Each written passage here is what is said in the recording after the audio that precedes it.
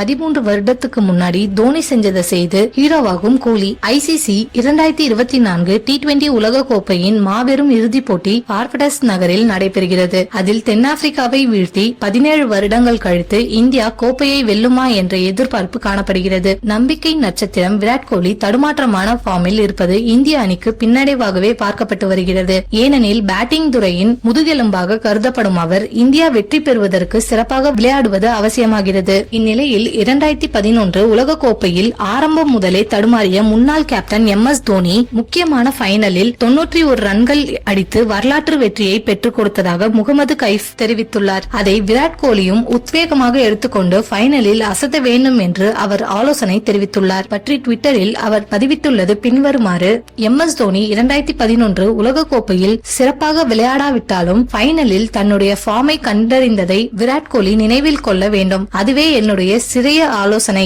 அதிரடியாக விளையாடுவதில் சிறந்த வீரரான அவர் எந்த பவுலிங் அட்டாக்கையும் நொறுக்கக்கூடியவர். 2011 உலக கோப்பையில் மகேந்திர சிங் தோனி ஃபார்மில் இல்லை.